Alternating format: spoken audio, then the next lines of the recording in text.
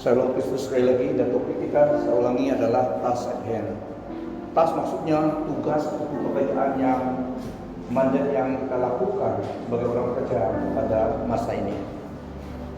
Dan kita bersyukur karena pimpinan Tuhan kita dapat hadir pada pagi hari ini bersama, meskipun ada penjarakan, dan hari ini nampak banyak juga kita Tuhan. Dan sebelum saya menyampaikan firman Tuhan, saya ucapkan terima kasih, ribuan terima kasih kepada Pak Tuhan individu yang telah mendoakan kami pada last Sunday itu, dan juga yang mengulurkan rezeki kepada kami karena Engkau mengasihi Tuhan, Engkau mau mendorong kami dengan perbuatan kasih-Mu, dan segala sesuatu yang kita lakukan adalah untuk Tuhan, dan Engkaulah yang menerima upahnya. Amen. Katakan kepada kawan sebelah, God bless you. Sebelah kanan kiri. Tuhan memberkati, Tuhan pasti memberkati. Kenapa yang kita lakukan kepada Tuhan, kita juga yang menerima berkatnya, upahnya kepada Tuhan. Dan last Sunday itu karena Bapak Ibu Saudari sengaja datang dan melalui kehadiran mendorong, menggalakkan kami dan mendoakan kami pada masa yang kita khaskan untuk menghargai, appreciate berapa Tuhan di tengah-tengah kita dan di local church kita. Kami telah mendoakan dan Tuhan akan memberkati kembali jemaat Tuhan individu di dalam seluruh aspek kehidupanmu pada masa mendatang. Anugerah Tuhan yang mencukupkan semua yang kita perlukan, jasmani dan rohani. Karena Tuhan setia, apa yang kita lakukan kepada Tuhan dan hamba-Nya, kepada orang yang mengasihi Tuhan, kita akan menerima, kita tidak akan kehilangan sesuatu pada Tuhan. Karena sebenarnya Tuhanlah yang kita layani dan melakukan peranan kita saja. Amen. Dan puji Tuhan karena kita sengaja datang pada pagi hari ini juga. Saya ingin sampaikan message yang saya pikir, saya percaya untuk timely message untuk kita di dalam season ini, dalam masa pandemik ini, yaitu kita kembali kepada firman Tuhan yang mengatakan berdoa, berjaga dan berdoa, watch and pray. Tapi topik kita garis besarnya adalah task at hand. Di dalam kita season pandemik ini, kita masih diberi kepercayaan oleh Tuhan apa yang harus kita lakukan dalam season hidup kita. Dan dalam masa pandemik ini juga, inilah yang saya percaya Tuhan mau kita amalkan terus dan pegang terus, yaitu watch and pray. Watch and pray. Beri kepukan bagi Tuhan, kemuliaan bagi Tuhan. Watch and pray. Jadi Tuhan Yesus berkata, apabila kita melihat tanda-tanda seperti dalam season kita ini, ketahuilah bahwa kedatangan Tuhan menjelang dekat, semakin dekat. Tapi kita tidak tahu exact date dan masanya yang tepat, tapi Tuhan pasti datang. Percaya tidak percaya, Tuhan akan datang mengangkat kita sebagai gerejanya. Kita lihat pertama di dalam Matius 24.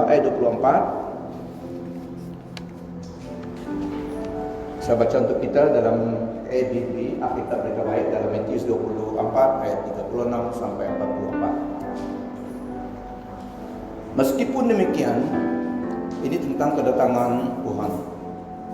Seperti masanya hari Nabi Nuh dan family, as in the days of Noah.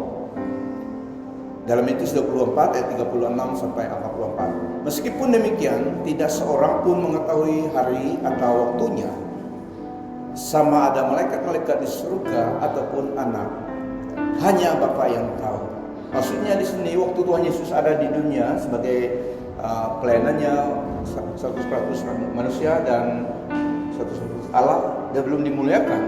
Pada masa ini dia memang tidak tahu masanya dia datang. Tetapi setelah dia dimuliakan dan di surga, di dalam kerjaan kekalnya, dia pasti tahu masanya yang dia datang.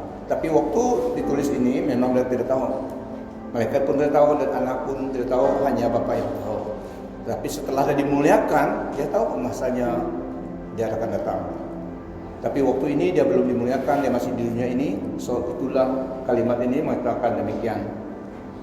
Apabila anak manusia datang kelak, masa itu seperti zaman Nuh, as in the days of Noah. Jadi kalau kita mau tahu tanda-tanda Tuhan kedatangannya, kita kembali kepada masa-masa as in the days of Noah. So begitulah tandanya. Ini satu tanda yang Tuhan Yesus berikan, yang supaya kita tahu kedatangannya semakin dekat. Pada masa banjir belum melanda. Di konteks kita sebelum the rapture of the church, sebelum pengangkatan gereja. So tanda-tanda yang kita lihat adalah as in the days of Noah, seperti masanya Nabi Nuh. Pada masa banjir belum melanda, pada masa belum gereja Tuhan belum diangkat ke surga, pada masa pengangkatan gereja, pada masa banjir belum melanda, orang makan dan minum, lelaki dan perempuan berkahwin, sehingga pada hari Nuh masuk ke dalam bahtera, mereka tidak tahu akan apa yang sedang berlaku, sehingga banjir membinasakan semua mereka. Demikianlah keadaannya apabila Anak Manusia datang. Pada waktu itu, dua orang sedang bekerja di ladang. Seorang akan dibawa pergi dan seorang lagi akan ditinggalkan. Dua orang wanita sedang mengiling gandum. Seorang akan dibawa pergi dan seorang lagi akan ditinggalkan. Berjaga-jagalah, karena kamu tidak mengetahui waktunya Tuhan kamu akan datang. Ingatlah hal ini. Jika tuan rumah mengetahui waktunya pencuri hendak datang, dia tidak akan tidur. Dia tidak akan membenarkan pencuri masuki rumahnya. Oleh itu, kamu pun hendaklah senantiasa bersedia. Senantiasa bersedia, karena Anak Manusia akan datang pada saat yang tidak kamu sangka. Bacaan seterusnya di dalam Lukas 21 ayat 5 seterusnya. Bait Allah akan diruntuhkan. Ketika beberapa orang berbicara tentang bait Allah dan mengagumi bangunan itu yang dihiasi dengan batu yang indah-indah dan dengan berbagai-bagai barang persembahan, berkatalah Yesus, apa yang kamu lihat di situ? Akan datang harinya di mana tidak ada satu batu pun akan dibiarkan terletak di atas batu yang lain, semuanya akan diruntuhkan.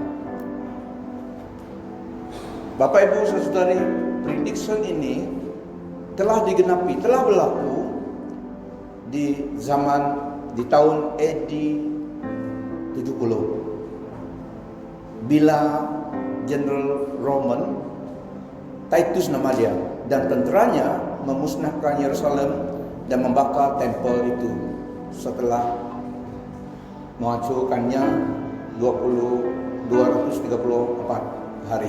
So telah digenapi. Yesus katakan semua batu-batu ini tidak terletak di situ. So tempel Yerusalem telah dimusnahkan AD 70 oleh Titus, seorang Roman general, Titus dan tenteranya. The temple was destroyed as a judgment on Israel for their rejections of God's Son and His redemption. Tempel itu dimusnahkan karena penghakiman terhadap orang Israel, karena mereka menolak Anak Allah, kedatangan Yesus Kristus dan penebusannya. So dalam bagian ini ada dua message yang harus kita perhatikan, karena message kedatangan Tuhan Yesus kedua kali dan message pengangkatan gereja, the rapture of the church. Kita teruskan dalam ayat 7 dan 19. Dan murid-murid bertanya kepada Yesus, katanya, Guru, bila manakah itu akan terjadi? Dan apakah tandanya kalau itu akan terjadi? Jawabnya, waspadalah supaya kamu jangan disesatkan. sebab banyak orang akan datang dengan memakai namaku dan berkata, akulah dia. Dan saatnya sudah dekat.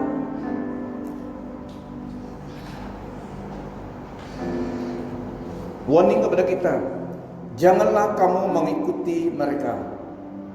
Dan apabila kamu mendengar tentang peperangan dan pemberontakan, janganlah kamu terkejut, sebab semuanya itu harus terjadi dahulu, tetapi itu tidak berarti kesudahannya akan datang segera. Itu adalah tanda-tandanya.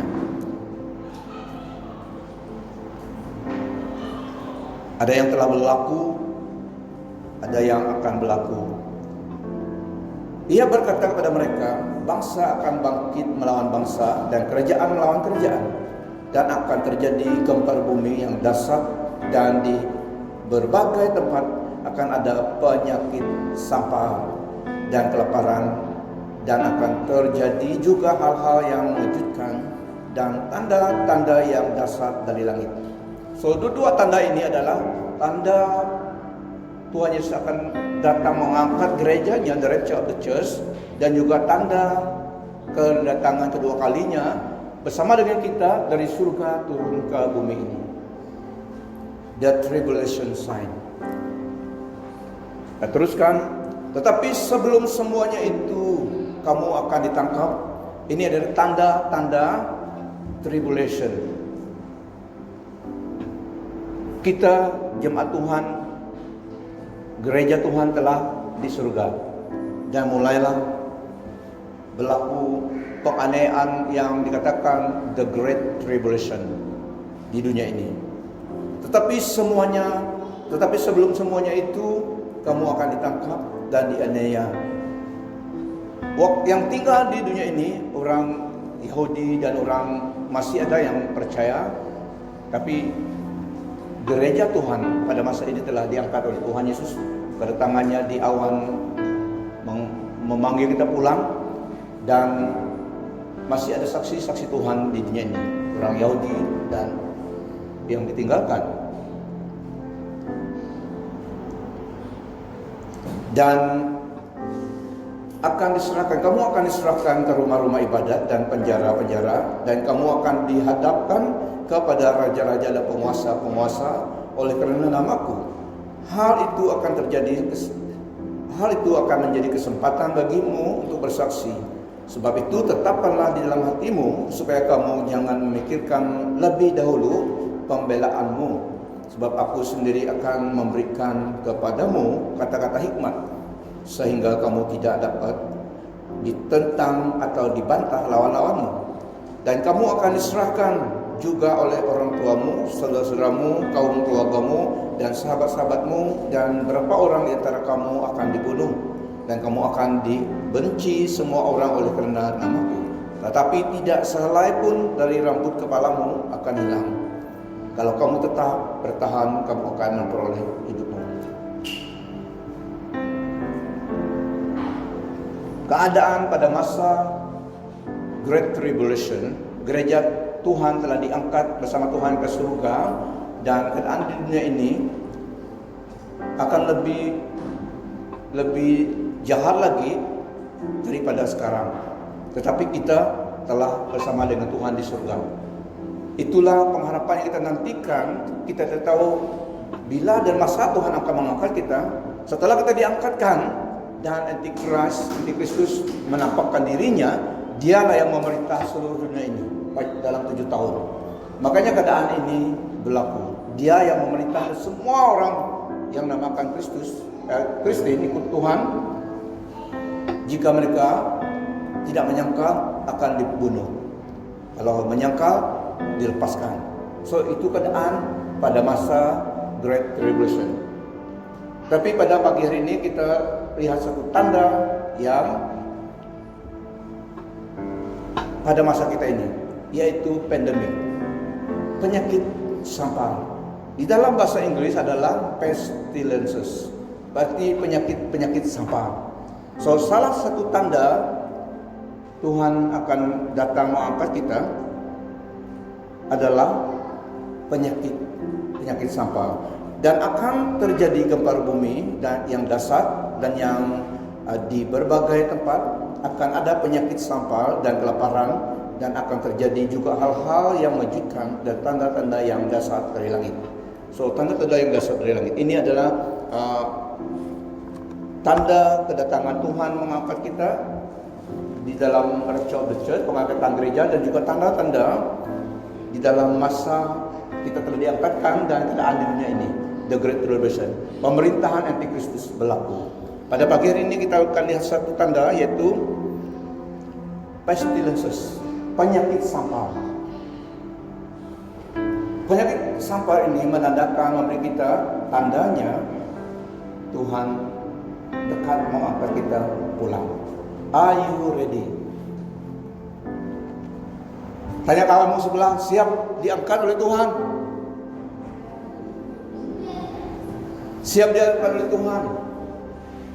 Karena itu yang akan mendekat, semakin dekat. Jadi firman Tuhan pada hari ini, kita masih ada task at hand, masih ada yang kita uruskan sebelum diangkat pulang. Dan Tuhan Yesus beri kita satu perkataannya, sambil menantikan kita ada tugas yang kita lakukan. Jadi untuk kita stay fit, stay aglow, stay in Christ, siap, kita harus watch and pray, berjaga-jaga dan berdoa. Berjaga-jaga dan berdoa. Kata berjaga, kata watch adalah kamu tidak tidur ataupun tidak terlena. Kalau orang yang menjaga, dia harus tidak tidur. Kalau orang security guide tidur, itu dia patut tidak boleh jaga. Nah, kalau waktu bertugas, watch and pray, kalau kita kata watch, berjaga adalah kita tidak tidur, tapi kita waspada. Jadi sebagai orang percaya, sambil menantikan kedatangan Tuhan mengangkat kita, meskipun kita tidak tahu bila dan masa dan waktu tepat, mungkin hari Minggu kah, siang hari, pagi hari, ataupun hari Isnin, kita tidak tahu. Tapi kita harus berjaga-jaga. Dan kata berjaga-jaga, watch ini adalah kamu tidak tidur atau terlena, tetapi bangun dan berjaga, mengetahui apa yang sedang berlaku terjadi, apa yang sedang berlaku, apa yang sedang terjadi. Dan ada pengetahuan kita tentang masa ini adalah masa, satu tandanya pestilences sedang berlaku. Tapi belum berakhirnya. Seperti pada masa Nabi Nuh. Ini yang firman Tuhan katakan, as in the days of Noah. Ini akan berlalu. Pestilences COVID-19 akan berlalu. Penyakit Ebola dulu, SARS dulu, itu adalah pestilence. Itu adalah penyakit sampah yang telah terjadi. Tanda-tanda Tuhan akan mengangkat gerejanya. Jadi kita sebagai orang percaya pada season ini berjaga-jaga, menantikan dan melihat tanda ini, tetapi merenungkan firman Tuhan, tidak meditasi akan apa yang berlaku. Kalau kita fokus kita kepada kejadian-kejadian yang berlaku, oh pada hari ini ada yang positif, berapa yang positif. Kalau kita terus konsentrate, ada yang sini kena kluster lah. Jadi itu saja yang pengetahuan kita, itu akan menakutkan hati kita. Tapi boleh kita mengetahuinya, karena kita tahu memang ada pandemi itu sedang berlaku. Tetapi yang kita renungkan adalah siang dan malam adalah firman Tuhan, supaya kita teguh dalam iman kita menghadapi pandemi yang berlaku ini. Firman Tuhan memberi kita kekuatan, makanya kita harus berjaga-jaga, watch and pray, merenungkan siang dan malam firman Tuhan yang kita harus renungkan, bukan record ataupun updated pandemic. Boleh kita mengetahuinya, tapi jangan meditasi, jangan terlalu consume, engross di dalam berita itu. Karena berita itu berita tidak menyenangkan, tapi benar, tapi itu tidak segalanya. Ada kebenaran yang di atas fakta itu, yaitu sebagai orang percaya, kekuatan kita datang daripada mengetahui dan menerima, mengalami kuasa firman Tuhan. Makanya yang kita renungkan siang dan malam melalui season pandemik ini adalah firman Tuhan. Dan kita boleh mengerti, having knowledge apa yang sedang berlaku, tetapi kita tidak engross di dalam kejadian yang berlaku itu. Tetapi kita merenungkan firman Tuhan siang dan malam. So, meditasi kepada firman Tuhan, watch and pray. Dan saya ulangi, kalau kita terjaga-jaga, maksudnya kita tidak tidur dalam rohani kita. Kita tidak tidur, tidak berjaga-jaga dan berdoa. Senantiasa berdoa. Karena berdoa itu, kita berdoa senantiasa, berdoa setidaknya kita menghirupkan kekuatan dan kehidupan dari Tuhan. We breathe in the life of God, the authority of God, the power of God. Kita berdoa karena kita connect dengan Tuhan. Makanya Tuhan mau kita berjaga dan berdoa. Berdoa itu yang memberi kita kekuatan karena kita menghirup kehidupan daripada Tuhan. Berdoa, berjaga dan berdoa. Kita menghirup kekuatan daripada Tuhan, kehidupan daripada Tuhan, seperti pokok anggur dan rantingnya. Jadi ini yang membawa kita terus melekat kepada Tuhan, yang kekuatan kita di dalam kita melalui season pandemik ini. Karena pasti akan berlalu. So Bapak Ibu Saudari, untuk kita secara pribadi, secara keluarga menjadi fit dan aglow dan senantiasa sehat, segar rohani kita harus lakukan ini. Berjaga dan berdoa di dalam keluarga dan pribadi. Seperti pohon anggur dan rantingnya, harus ada connection senantiasa. Berjaga dan berdoa. Bagaimana kita berjaga dan berdoa? Bagaimana kita stay fit, stay aglow, dan stay alive for God, stay prepared bila Tuhan panggil kita? We are in the numbers. Apabila sangkakala Allah berbunyi, kita terus diangkat. Kita tidak tidur karena kita ada connection senantiasa dengan Tuhan. Makanya satu caranya supaya kita berjaga dan berdoa dan sehat, segar kekuatan rohani kita, kehidupan kita yang seharusnya sebagai orang percaya yang Tuhan mau adalah kita jangan melalaikan ibadah. Itulah Tuhan membuat ruang untuk kita beribadah. Tuhan juga beristirahat. 6 hari dia bekerja di dalam Genesis, 1 hari dia istirahat. Begitu juga kita. Kita harus ada mengadakan masa untuk bersama dengan Tuhan. Memang kita kerja, kita harus bekerja, tetapi itulah hari Minggu kita bersyukur karena kita adakan masa untuk datang beribadah. So beribadah inilah yang Tuhan mau untuk kita. Saya katakan, kecuali kamu tidak ada diri, kecuali kamu ada tugas pekerjaan yang tidak dielakkan, dan kecuali ada sesuatu yang menghalang kamu tidak datang, Tuhan susah bekerja dalam hidup seseorang. Meskipun dari sini kita berdoa, Tuhan kami berdoa bagi jemaat Tuhan yang tidak hadir. Sebenarnya tak payah doakan mereka, doakan supaya mereka dapat hadir, mau hadir. Kalau mereka mau menerima berkat Tuhan, mereka harus ada di tempat itu. Kecuali kalau mereka tidak ada di diri. Kalau ada di diri tapi sengaja tidak datang beribadah dan kita tidak benar kalau kita berdoa supaya mereka, engkau juga ada dengan mereka. Memang Tuhan ada dengan mereka. Tapi alangkah baiknya kita di sini kita datang dari rumah Tuhan, memuji Tuhan, beribadah bersama. Amen. Kita sengaja datang, ada usaha datang. Tuhan berkati hadiran kita. Kecuali ibu bapak yang tua dan anak-anak kecil kita, or else kita harus datang mengambil bagian kita. Katakan kepada kawanmu, datanglah ibadah, masih ada kursi kosong. Berapa lagi? Meskipun kita semakin bertambah, tapi masih ada. Saya group leaders beritahu masih ada kosong datang, karena mereka kan kerugian. Kalau sekarang ini adalah pertempuran berkat Tuhan in the spiritual realm, dan kita yang ada we catch something, kita menerima sesuatu, something of God wrapped on us di dalam hadirat Tuhan. Meskipun kita tidak mengerti semuanya, khotbah persalinan menerangkan firman Tuhan, tetapi kehadiran kita di sini saja sudah something wrapped on us spiritually. Apalagi kalau kita konsentrasi dan berusaha mengerti firman Tuhan yang kita aburkan, inilah masanya kita menerima sesuatu dari Tuhan. Kita menyembah memuji Tuhan, itulah masanya kita menerima berkat dari Tuhan. Karena segala sesuatu yang kita lakukan untuk Tuhan, kita tidak kosong, tangan kosong. Makanya Bapak Ibu sekali, masih galak. Jika kita tidak datang ibadah, kita yang semakin lama semakin kita lemah rohani kita. Dan itulah ibadah dalam ibadah seperti ini, corporate worship seperti ini, ada menyembah Tuhan bersama, memuji Tuhan bersama. Karena itu perintah dan firman Tuhan dari Ibrani 10:25. Tuhan mau kita beribadah sebagai orang percaya karena fellowship kita beribadah kita meneguhkan, menguatkan satu sama yang lain di dalam diri Tuhan. Karena Tuhan hadir. Kita menyembah, memuji Tuhan bersama, berdoa dan mendengar firman Tuhan, mempelajari firman Tuhan bersama. Inilah Christian fellowship. Ibadah ini penting.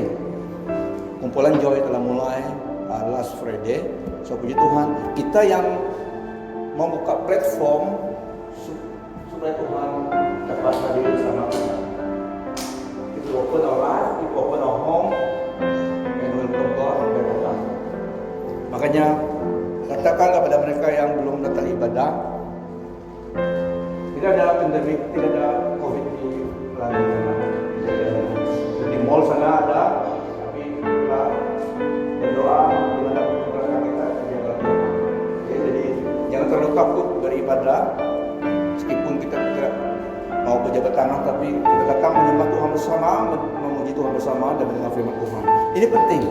Pada akhir zaman ini, pada masa season ini, as we go through the stormy weather, through the stormy sea, ini yang kita lakukan, was and pray, beribadah. Karena dalam beribadah kita seperti yang kita lakukan, berdoa bersama, memuji Tuhan. Ini yang harus kita lakukan sebagai orang percaya. Ibadah. Dan juga itulah kita galakkan mula cell group.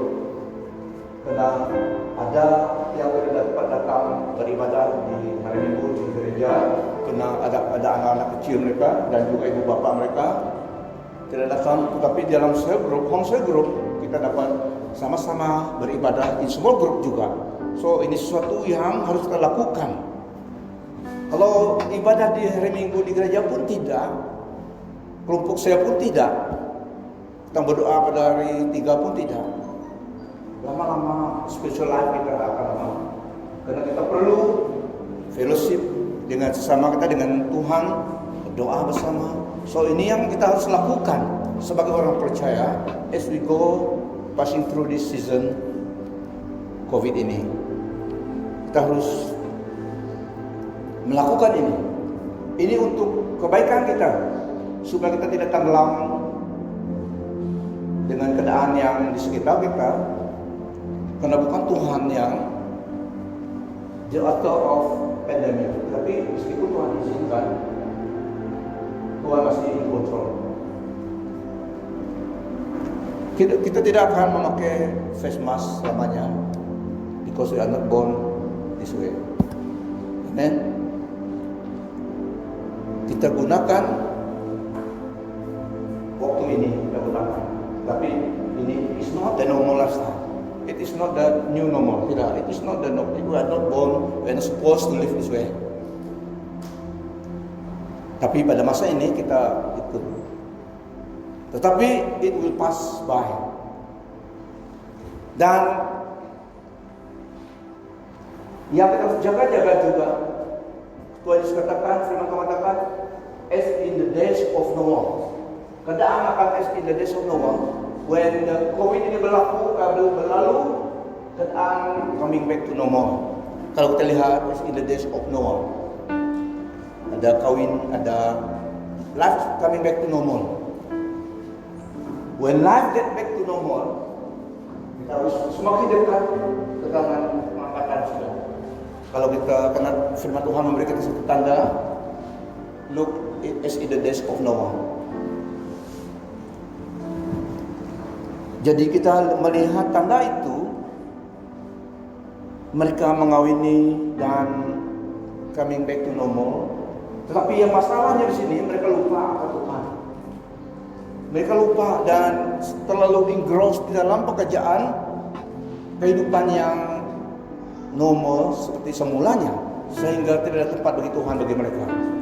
So bagi kita, apabila itu akan berlalu, kita hidup coming back to normal, Jangan lupa, kita sedang menanti Tuhan mengangkat kita. Amen. Itulah yang kita nantikan. Kita mau caught up.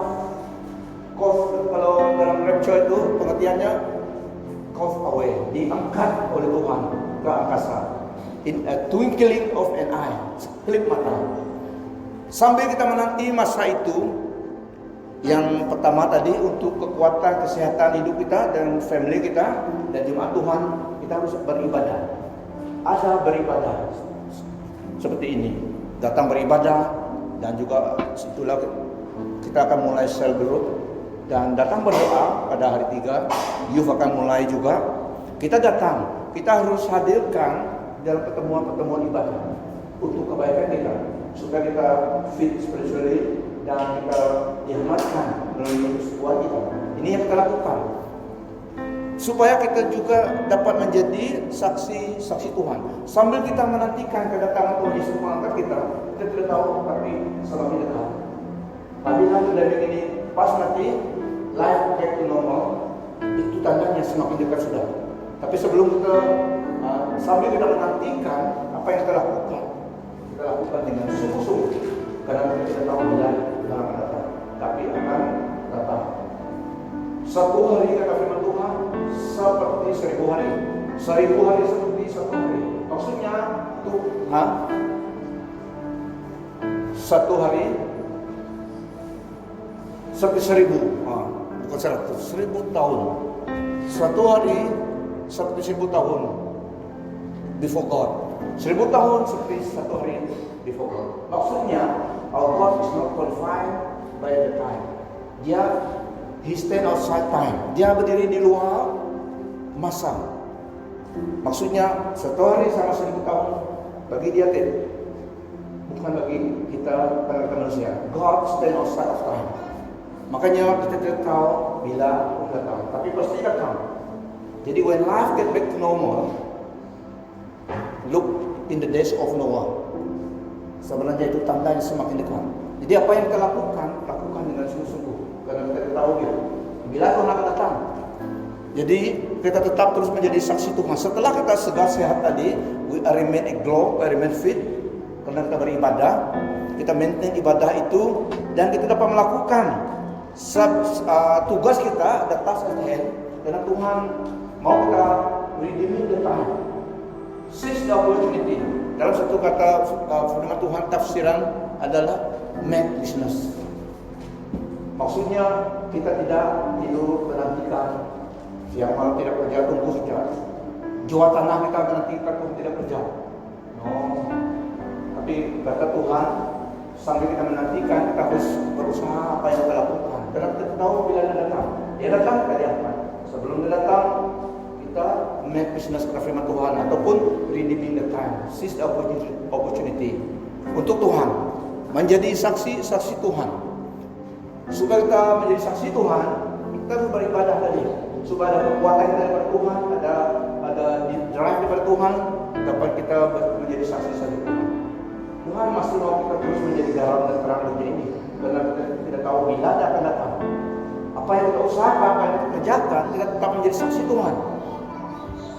Yang masih bersekolah, yang masih training, usahakan itu dengan sebaik-baiknya, karena kita tidak tahu bila Tuhan akan datang. Mungkin kita sambil kita kerja nanti, Tuhan belum datang, tapi kita tetap mulai hidup untuk tujuan Tuhan. Apa yang kita lakukan sambil menanti kedatangan Tuhan, kita berjaga dan berdoa. Yang pertama tadi, kita sebagai individu, sebagai jemaat Tuhan, orang percaya, kita harus amalkan praktis ibadah itu supaya kita tidak terhanyut dan kita tetap segar, kita tetap terjaga-jaga, stay fit untuk Kristus, menjadi garam dan terang dunia. Kita dapat menjadi saksi Tuhan dimanapun kita berada. Kau lihat di Taman Jelita, Taman Tunku ini masih ada yang jalan-jalan hari Minggu, ada yang jual anjing, setengah satu anjing tadi. Berapa ukui ini? Ini ukui besar, ya. Berapa harganya? 550. Besar ini jauh. Ada yang jalan-jalan saja, tidak tahu kemana arahnya. hari Minggu karena mereka belum kenal Tuhan. Saya bilang sama Pastor Jesse, kita harus buat masa agresif penginjilan nanti. Sama beri, kita gunakan kesempatan karena sebenarnya kalau kita lihat dalam masa eternity, kalau mereka tidak datang kepada Tuhan, aduh, tidak ada harapan. Jadi sebagai gereja Kristus, sebagai orang percaya, kita lah yang harus bersaksi kepada mereka. Klasik message kita adalah, saya ada berita baik untuk disampaikan, mau kamu dengar? Ada hidup kita kekal, Tuhan Yesus akan datang segera. Ada harapan. Kita tidak hidup di dunia ini saja. Kamu tidak hidup 1000 tahun di dunia ini, Pak. Kau bilang sama dia, betul, kata dia. Tapi Tuhan mau kita habis masa kita dengan hidup dengan Tuhan. Yesus ada jalan. Saya mau sampaikan berita baik kamu. Saya ada cerita yang baik, berita baik. Jadi ini mesti kita. So ini sih caranya kita saksi. Kita ada track gereja. Sesudah kita boleh bagi dia. Tapi kalau kita lihat dalam masa dan pentingnya eternity in life now, kita lah yang sebenarnya memiliki alih kehidupan itu dalam tangan kita, the bread of life dalam tangan kita. Kita harus sampaikan kepada orang. Masih ada ibu bapak yang tua-tua juga berjalan di kawasan kiri sini. Sepertinya tidak fokus. Face mask kalau jalan-jalan. Boleh minum kopi tapi sebelum ketemu sesudah oke. Tapi hari Minggu Tuhan selesai kita beribadah. Karena kita perlu beribadah. Tapi orang yang tidak kenal Tuhan, ayo kesian mereka. Kita boleh agresif sedikit dalam penginjilan kita kalau kita mau surat pribadi. Itulah caranya tadi. Bapak, ibu, saudara, tak boleh minum kopi dengan dia sebelah. Aku berita baik. Saya satu berita baik saya sampaikan. Ini berita untuk semua orang. Berita apa? Berita ada harapan dalam Tuhan Yesus. Berita ada surga yang Tuhan sediakan. Tapi jalan ke situ melalui Tuhan Yesus. Semua orang harus melalui Tuhan Yesus. Kamu mau pergi ke situ? Mana jalannya? Orang adalah kaca. Yesus jalan ya, Tuhan kita. Caranya adalah menerima Tuhan. Dialah yang bawa kita dengan iman, dengan percaya kepada Tuhan Yesus. Roh Kudus akan menggunakan perkataan kita. When we open our mouth, tidak semestinya perkataan kita tepat, tapi yang harusnya memang ada meaning, mereka mengerti maksud seperti itu. Roh Kudus menggunakan apa yang ada pada kita, convict dia hati dia. Karena ada yang tiba-tiba kita lihat disentuh oleh Tuhan, mereka menangis. Itu ada conviction kepada Tuhan. Tapi kita lah yang sampaikan itu. Oke? Saya lihat sini dalam nama Yesus ada yang diberi Tuhan keberanian menjadi saksi Tuhan. Ini message daripada Tuhan yang disampaikan. Kita cuma sampaikan kepada mereka. Apalagi kalau mereka yang kenal sedikit senang sampaikan. Saya orang Kristen. Jadi dia tahu kita orang Kristen, jadi kita sampaikan berita ini. Jadi inilah yang dapat kita lakukan sekarang ini. Dan apabila masa kembali kepada normal nanti, lihatlah semakin dekat pengangkatan kita. We are going home to heaven. Amen. Zoom semua ke situ. Lihat bahwa teman cerita. Lihat lagi tinggal. Sudah selesai. Inilah satu the blessed untuk kita nantikan. Semua kita yang percaya Yesus harus lakukan ibadah kita dan menantikan Tuhan ini menjadi saksi Tuhan. Apa yang kau lakukan? When the day come, kita akan melihatnya. Tapi sementara kita menantikan seorang ini, live at ease as if there is no tomorrow untuk Tuhan. Lakukan pekerjaan tugas kita dan sambil menanti Tuhan datang kepada kita. Ini yang tugas kita yang Tuhan mau menjadi garam dan terang dunia ini. Penyakit sampah ini pandemi akan berlalu. Karena Tuhan yang berkuasa di surga dan bumi ini. Ini diizinkan Tuhan. Apa yang musuh kita iblis melakukan kejahatan, tapi Tuhan karena dia sovereignly control, dia dapat turn around untuk kebaikan. Karena dia mengasihi kita, karena dia masih menguasai keadaan di dunia ini. Ini masa kita menjadi saksi dan garam terang bagi Tuhan. So ini ya tasyatin bagi kita. Saya ulangi sebelum kita berdoa, ibadah itu adalah corak kehidupan kita yang Tuhan mau. Ibadah itu menolong kita, menyegahkan, menguatkan kita supaya kita jangan dihakimi oleh orang yang belum kenal Tuhan.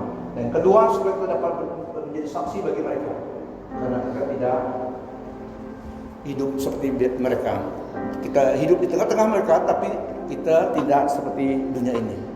Sambil kita menanti kedatangan Tuhan, kita harus ada fellowship Tuhan seperti ini, yaitu ada berdoa, firman Tuhan, dan bersaksi, menyembah Tuhan, segrup ibadah. Malam hari 3 datang beribadah. Dan kita akan mulai datang, galakkan anak kita untuk datang beribadah.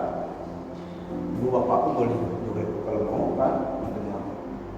Dan malam hari 3 berdoa. Semuanya ini adalah platform untuk kita keeping us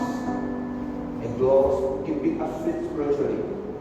Karena apabila kita keluar di the world, nanti ke mall, kemana-mana, kita dengan antara orang yang tidak kenal Tuhan, mix dengan orang yang langsung tidak kenal Tuhan ataupun yang menyembah Allah lain.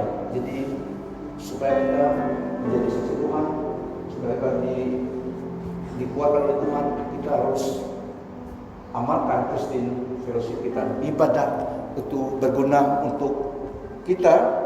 Latihan jasmani berguna, pastor kegunaannya guna juga, tapi ibadah itu, godliness ibadah itu sepertinya sekarang ini adalah satu yang kita amalkan, lakukan supaya kita untuk kebaikan rohani kita dan jasmani kita. In this life, in the life of God. Makanya kita menggalakkan setiap jemaat Tuhan bahwa kita datang beribadah, karena Tuhan lah yang dapat menolong, menguatkan kita. Firman Tuhan, melalui Roh Kudus Tuhan. Makanya pentingnya kita hadir di mana tempat beribadah. Kita puji Tuhan karena ada tempat kita beribadah seperti ini. Kita senang memuji Tuhan, menyembah Tuhan dengan bebas dan mendengar firman Tuhan dan bersekutu. Okay, so ini yang message pada hari ini, watch and pray. Berdoa, berjaga dan berdoa. Dan tugas kita tetap menjadi saksi Tuhan. As in the days of Noah, semuanya ini akan berlalu, menandakan semakin dekat pengangkatan gereja di dalam angkasa bersama Tuhan, going home ke surga. Amen. Apa yang kita lakukan, libatkanlah diri, apa yang kita beri kepada Tuhan, kita lah yang menerima daripada tangan Tuhan. Makanya galakkan jemaat kita yang tidak bergereja, saya grup galakkan mereka itu, saya grup kalau kita bekerja ini saya grup ada. Okay? Dan inilah yang harus kita lakukan di dalam season ini sebagai orang percaya, sampai kita menantikan kedatangan Tuhan. Kita harus amalkan dan disiplin diri kita dengan perkara ini, ibadah dan juga tetap menjadi saksi-saksi Tuhan. Tuhan segera akan datang mengangkat kita. Tetapi sebelum itu, sambil kita menantikan Dia, tugas kita di dunia ini, supaya pada suatu hari kelak kita akan menerima upah dari Tuhan, tetap menjadi saksi Kristus. Dan untuk kita menjadi saksi Tuhan, dikuatkan menjadi saksi Tuhan, diri kita harus kita dikuatkan dulu. Untuk menguatkan diri sendiri, kita harus datang beribadah. Jika kita lalai semuanya ini, lalai hari Minggu, lalai seluruh, lalai persekutuan doa, semuanya pasti kita menjadi lemah, semakin hari semakin lemah. Makanya kita harus lakukan ini, menghadirkan diri kita, make effort to be there, supaya kita secara pribadi yang diberkati dan kita menjadi berkat bagi orang lain. Tuhan Yesus memberkati. Kita akan berdoa, mari kita tunduk kepala kita.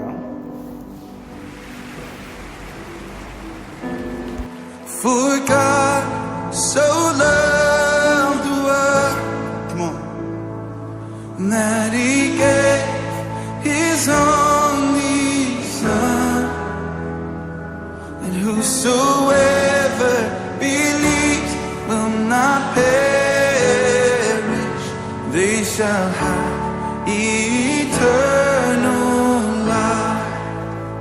We believe it, God.